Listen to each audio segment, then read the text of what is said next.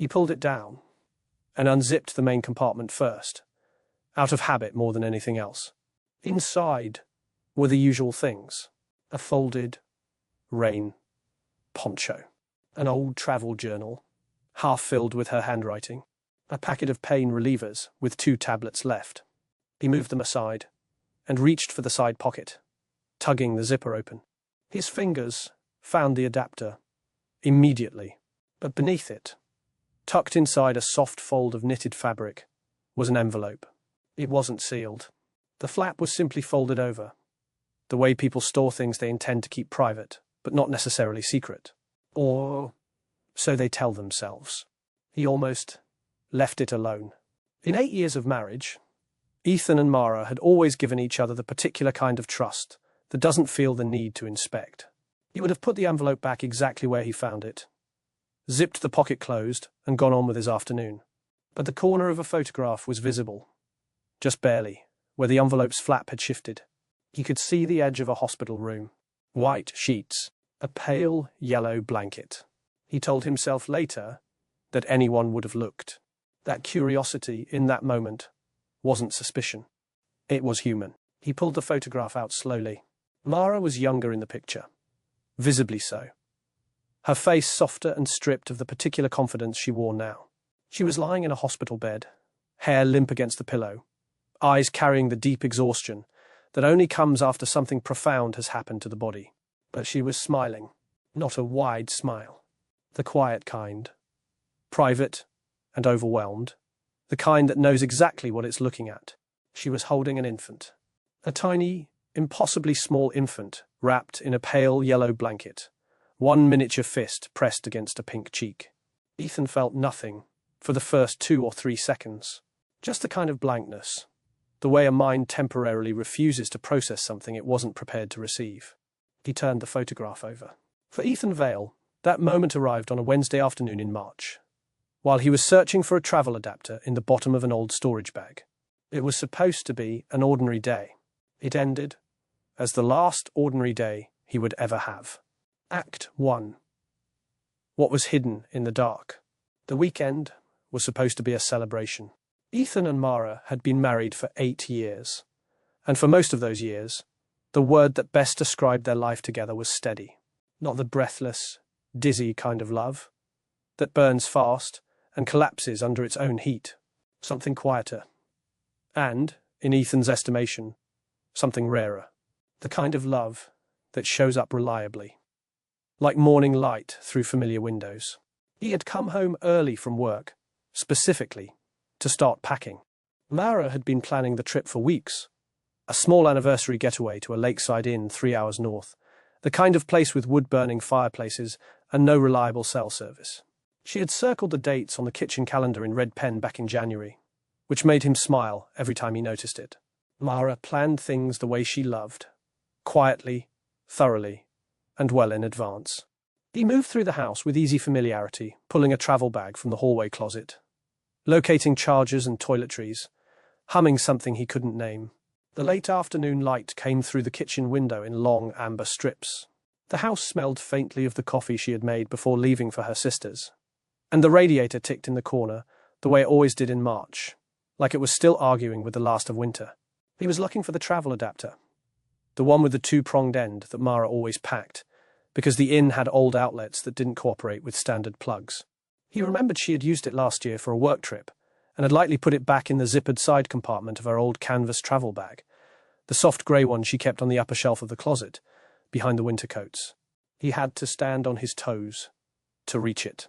Written on the back in Mara's handwriting. Faded now. The ink thinned by years in the dark. Lila. 3 days old. He set the photograph on the closet shelf and stood very still. Then he reached back into the envelope. There was a second photograph. The little girl in this one was older. Much older. She was sitting on a wooden dock at the edge of some body of water, her feet dangling above the surface, a sketch pad open in her lap. She was absorbed in whatever she was drawing, completely unaware of the camera. Her dark hair was catching the wind. Her profile was turned 3/4 toward the lens.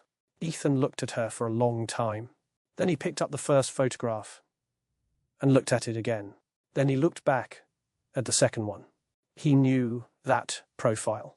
He knew the particular set of that jaw, the angle of that nose, the way the brows sat slightly low over what he already suspected were eyes the color of river stone. He knew, because he had seen that face in mirrors his entire life. He sat down on the closet floor without deciding to. His mind began pulling at threads he hadn't known to question. The early months of his relationship with Mara. Back when they were still uncertain about each other, still moving carefully. The times she had been unavailable. Evasive in the particular way he had interpreted as private rather than secretive. The way she had sometimes flinched when he talked about children. The way she had once said, very quietly, that she wasn't sure she deserved the kind of life he wanted. He had thought it was low self-worth. He had thought he could love her through it. He heard the front door open. Mara's voice came down the hallway, easy and warm. "I'm back early. Naomi had to get the kids to practice, so..." She was hanging up her coat. "Did you find the adapter?" She walked into the bedroom. She rounded the doorway toward the closet. She stopped. He was sitting on the floor, with both photographs in his hand, looking up at her. The color left her face. Not gradually, but instantly, the way a light cuts out. She made no sound. She did not ask what he was looking at. She did not pretend to be confused. That was the thing that broke something open in him. Not the photographs, her face. In the moment she saw what he was holding. "Mara," he said. His voice was very quiet. "Who is she?" Mara's mouth opened, closed. Her hand found the doorframe. "Her name," she said, barely above a whisper. And then she stopped. "You already said her name." He looked down at the back of the first photograph. "Leela." Mara pressed her fingers against her lips. "Is she mine?" The silence that followed lasted no more than 3 seconds. But Ethan felt every one of them, like something physical, like pressure against his chest. "Yes," Mara whispered. The word landed in the room and did not leave. "Now, before we go any further, I need to ask you something. What would you do in that moment? If you found a photograph that rewritten everything you thought you knew about your life, about your marriage, about yourself, what would your first instinct be? I want to know what you think. Leave it in the comments. Because what Ethan does next changes everything. Act 2. The weight of every year. He did not raise his voice. That was the thing Mara would remember afterward, in the long months that followed. He did not put his hand through a wall, or turn over furniture, or say the kind of things people say when rage overwhelms them. He sat on the floor of their closet for another moment, looking at the photographs, and then he stood up, set them carefully on the shelf, and walked past her into the living room. She followed. He sat on the edge of the couch. She stood near the window. Neither of them reached for a lamp. The last of the afternoon light was fading, and they let the room grow dim around them. "Tell me everything," he said. "From the beginning. Don't decide what I can handle. Just tell me." She told him. She had become pregnant near the very start of their relationship, back when they were still new and unsteady, still at the stage where nothing had been named or promised. She had realized it 3 weeks after they briefly stopped seeing each other. One of those early relationship pauses that meant nothing and everything at the same time. She had not known whether they had a future. She had not known if he would stay.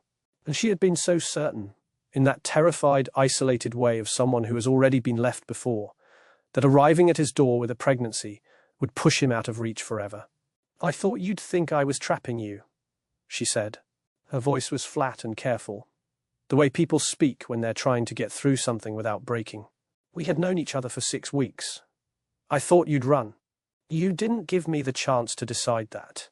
"No," she said. "I didn't." She had gone through the pregnancy with Naomi's help. She had given birth in March at a hospital 2 counties away from where they lived. She had named the child Lila. She had held her for 3 days in a hospital room, while the person she believed might be the love of her life moved through the world not knowing any of it was happening. And then she and Ethan had found their way back to each other, as people who belong to each other sometimes stubbornly do. He had shown up again. He had been consistent and warm, and everything she had feared he wouldn't be. And by then, Lila was already born, and the lie had already begun. "You could have told me then," he said. "I know. The moment we got serious, the moment I told you I was in this, you could have told me." "I know, Ethan." "But you didn't?" She pressed her hands together in her lap. "Every time I came close, I thought about what I was going to lose. I thought about us, about what we were building. I kept thinking there would be a better moment." He leaned forward, elbows on his knees, and looked at the floor. 8 years, Mara. She said nothing. "I used to talk to you about having children." His voice was still quiet, but there was something moving underneath it now. Something enormous and slow, the way water moves before it floods. "I used to tell you I couldn't wait to be somebody's father. I told you that. I told you that in this room." "Yes." "And every time, you sat there and you said something gentle and non-committal, and I thought you just needed more time." He looked up at her. "But you already knew. You already knew I was someone's father. You were just making sure I never found out." "I was afraid." "Tell me one more thing." His jaw tightened. "Did you know for certain she was mine? Not suspected? Knew?" Mara closed her eyes. "I had a test done," she said, "when Lila was 14 months old." The room absorbed that. 14 months, he repeated. "Yes." He stood up. He walked to the window and stood with his back to her, looking at the darkened street. A car passed. Its headlights swept across the ceiling, then vanished. "Naomi knew," he said. It wasn't a question. "Yes." "Who else?" "My mother. Before she died." He turned. "So I was the only one in this family who didn't know I had a daughter." Laura's composure finally cracked. Not loudly. Quietly. The way old wood gives way. A fracture running through something that had held itself together far too long. She pressed her hand over her mouth, and tears came without sound. He watched her. He thought about all the things he hadn't known to grieve. He thought about a first step he hadn't seen, a first word he hadn't heard, someone learning to read, and he had not been there to sound out the letters. He thought about scraped knees and night fears and the 1,000 invisible ordinary moments that make a childhood, and how every single one of them had happened without him because the woman he trusted most had decided, alone, that he didn't deserve to be there. "You didn't hide a secret," he said. His voice cracked, just once, and then held. "You hid my life." He picked up his keys from the table. He put on his jacket. He did not slam the door when he left. He sat in his truck in the driveway for a long time, the engine running, the heater pushing warm air into the cold cab. Then he drove to the lake at the edge of town and parked on the gravel path near the water's edge and sat there until the stars came out and the temperature dropped and his phone accumulated 17 missed calls he could not bring himself to answer. He thought about his own father, who had been the vanishing kind, who left and returned and left again, like a tide that could never quite decide. Ethan had spent his entire adult life constructing himself as the opposite of that man. Reliable, present, the kind of person who stays. And he had been cheated out of the chance to prove it. He had a daughter who was 8 years old. 8 years old, and growing. And she had been given every reason to believe her father simply did not exist. He did not sleep that night. By morning, he had made only one decision. But it was the only decision that mattered. He was going to meet her. Be honest with me. Right now. Could you forgive something like this? Not forget, but forgive. Because some people will say yes. And some people will say there are certain things that cannot be undone. Drop your answer in the comments. I genuinely want to know. Because Ethan is asking himself the very same question. Act 3. The girl on the dock. Mara told him Lila was living with Naomi. She had been living there for the past 2 years, since Mara and Ethan had moved to the other side of town, and the school district lines made it more practical, or so the story went. In truth, Ethan understood now. The arrangement had always been more complicated than logistics. It was one of the mechanisms that kept the secret intact. Lila had a room at Naomi's house, attended school near Naomi's neighborhood, and referred to Naomi's home as her primary home. Mara visited several times a week, every week, for 8 years. She had been living a divided life so seamlessly that Ethan had never noticed the seam. He called Gabe the next morning. Gabriel Torres had been his friend since college and his lawyer, in the casual sense of the word, for the past 5 years. More importantly, he was the kind of man who listened without performing sympathy, which was exactly what Ethan needed at 8 in the morning on the worst day of his life. He told Gabe everything in one long, uninterrupted account, sitting in his truck in the parking lot of a gas station, with a cup of coffee going cold in his hand. When he finished, Gabe was quiet for a moment. "What are you thinking about doing?"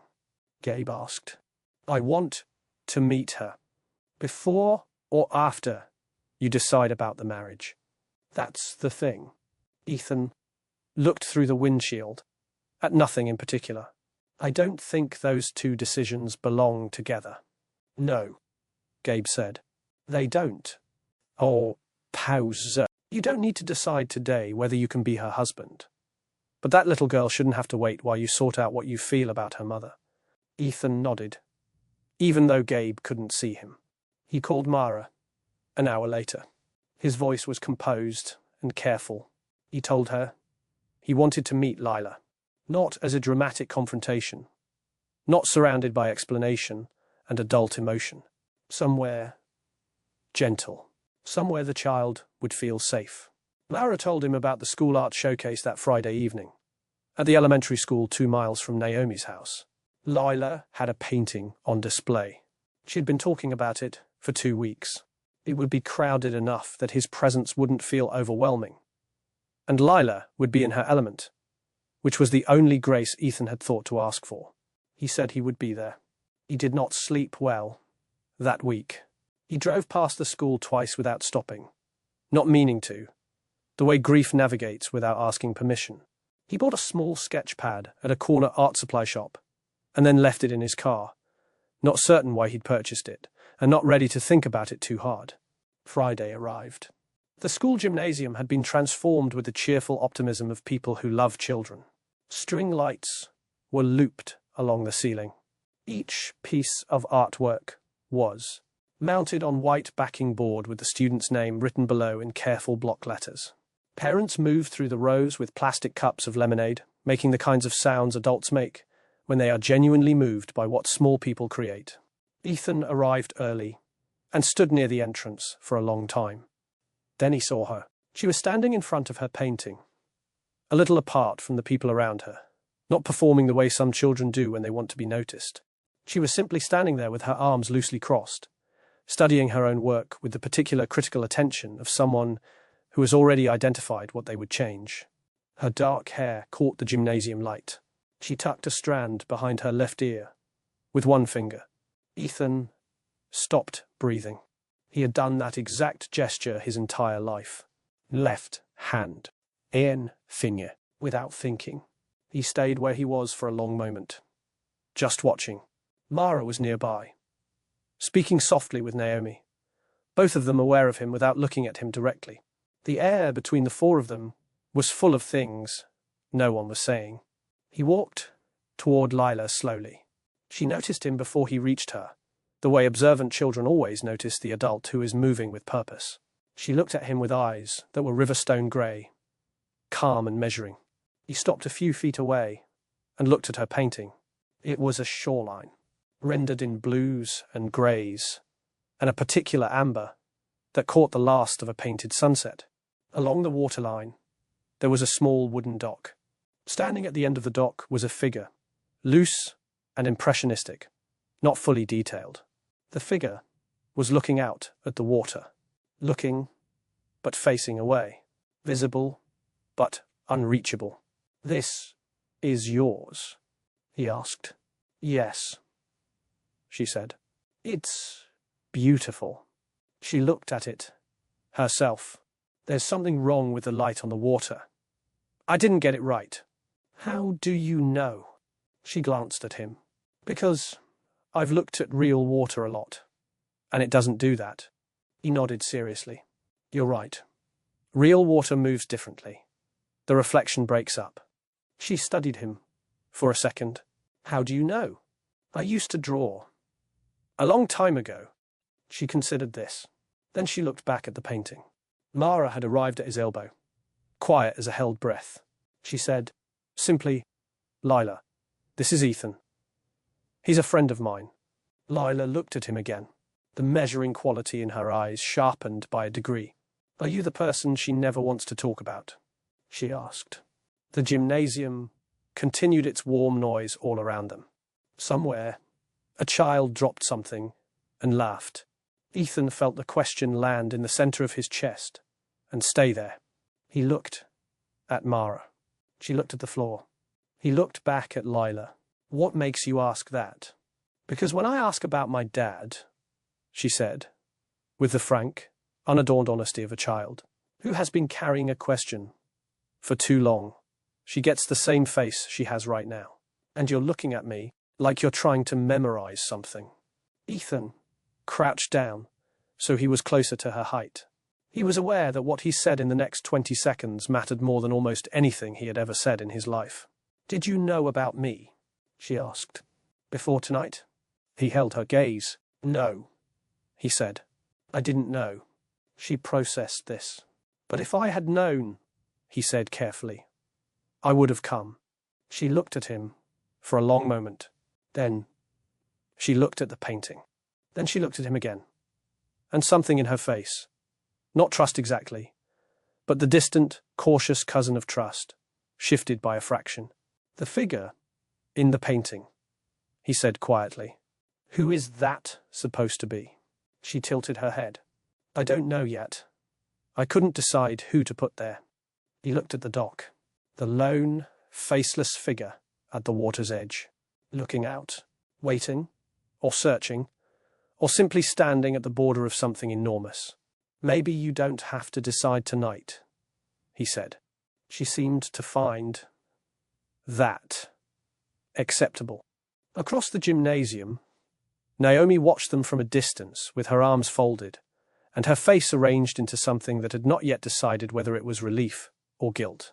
Mara stood a few feet behind Ethan, her hands clasped in front of her, tears she was not going to cry in public building quietly behind her eyes. Later, after the showcase, after Lila had been taken home by Naomi and the gymnasium had emptied, Ethan and Mara stood in the school parking lot in the cold March air. Not close, not far. The distance of people who aren't sure what they are to each other anymore. Mara spoke first. I know nothing I say fixes this. No, he agreed. It doesn't. I want to say I'm sorry, but I know that's not enough. And I know it probably sounds like nothing. It sounds like a start, he said. But only just. She pressed her fingertips against her eyes. I kept telling myself she was fine, that she was loved and healthy and cared for. I told myself the gap in her life wasn't something she felt. Did you believe that? A long pause. No, not really. He turned his collar up against the wind. She's been asking about her father. For years. He nodded slowly. He looked up at the winter sky, where the stars were very clear and very cold. I'm going to be in her life, Mara. Whatever happens between you and me, that's not a question anymore. I know, she whispered. She deserved that 8 years ago. Yes, she did. He didn't look at her when he said the next part. He kept his eyes on the sky. I need you to talk to her. Not the version where you explain it gently and protect yourself. The real version. She's 8 years old, and she is perceptive enough to know when adults are managing her. She deserves the truth, in language she can hold. Mara didn't answer right away. He heard her exhale, slowly into the cold air. I'll talk to her, she said. 2 days later, she did. He wasn't there. He didn't ask for the details of what was said, but Naomi called him that afternoon, which surprised him, and said in her characteristically blunt way. She told her. Lila cried for a while. Then she asked if you were going to come back. Ethan said yes. Then he sat with the word for a long time, after he hung up, feeling the weight of it and finding, to his own surprise, that it did not feel like a burden. If you were Lila in that gymnasium, hearing that answer, would you let that door open? Would you let someone in that late? Let me know what you think in the comments, because her answer might surprise you. Act 4. What can still be saved? Spring arrived early that year, which felt either cruel or appropriate, depending on the day. Ethan moved into a short-term rental 2 miles away. A small place, clean and impersonal the way temporary things are, with bare walls and a kitchen that smelled like other people's choices. He didn't try to make it comfortable too quickly. He wasn't sure yet what comfortable was supposed to feel like. He saw Lila every Saturday. The first few Saturdays were careful. They went to the park near Naomi's house. They got hot chocolate at a corner bakery where Lila ordered the same thing every time. A large one with exactly 2 marshmallows, a detail that undid him more than he ever let her see. They sat at a small table by the window, and she showed him her sketchpad, page after page of boats and shorelines and birds mid-flight, and he looked at every single one of them with full attention, because he understood, in the way people sometimes understand things without being taught, that this was how she let people in, through the things she made. He bought a sketch pad of his own. He was bad at it, which made her laugh, and her laugh was the kind that came from somewhere real, unguarded and sudden. And the first time he heard it, he had to look away for a second. He was terrible with boats, he told her. She said she'd teach him. He said he'd need a lot of lessons. She said that was fine. She was patient. He believed her. Mara and he spoke carefully and infrequently, the way people communicate across a distance they are not yet sure how to cross. There were days when he was certain nothing could be repaired, when the image of her face, the moment she said yes, would surface without warning and take the air out of the room. There were other days when he remembered who she was to him, all the way she had shown up over 8 years, all the small and genuine acts of love that had been real even inside a lie, and he did not know what to do with the contradiction of it. He did not have answers about the marriage. He told Mara that directly, and she said she didn't expect any. She was in therapy. She was, he was told, doing the actual work of understanding why fear had made her capable of something she would have once considered impossible. He didn't ask for the details of that work. That belonged to her. What he knew was this. He was not his father. He would not be the vanishing kind. On a Saturday morning in late April, 8 weeks after the photograph, he picked Lila up from Naomi's house for their usual morning. But instead of going to the park, she asked if they could go to the lake. The real lake, she said. Not the duck pond near the school. The actual lake. The one she'd been sketching since she was 5. He drove them there. They found a wooden bench near the waterline and sat together while the morning light moved across the surface of the water. She had her sketch pad open. He had his. They sat in easy silence, which is one of the rarer things, and she was showing him how to study the way light hits moving water when she reached into her bag and produced a folded piece of paper. She held it out to him. He unfolded it. It was the painting. Not the original, which had stayed at the school, but a careful reproduction she had drawn by hand into the sketch pad, then torn out and folded.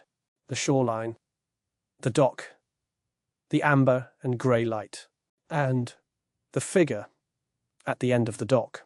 She had given the figure a face, not a detailed one, just enough. A suggestion of features, eyes that caught a little of the light. He looked at it for a long time. "Is that okay?" she asked. He folded it carefully and put it in his jacket pocket over his chest. "Yes," he said. "That's okay." She went back to sketching. He watched the lake. After a moment, he opened his own pad and attempted, badly, the line of the horizon. She glanced over, shook her head, and reached across to correct his angle without being asked. He let her. Later that afternoon, he drove back across town and stood on Mara's porch. She opened the door and found him standing there with his hands in his jacket pockets, looking the way people look when they have arrived at something they don't have a full sentence for yet. "She gave me a drawing," he said. Mara nodded, slowly. "I don't know what we are," he said, "or what we're going to be.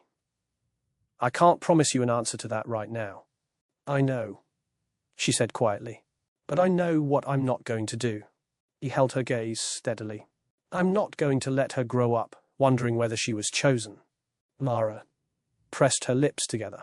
"That's more than I deserve," she said. "Maybe," he said, and because he was an honest man, he didn't argue the point. "But it's what she deserves."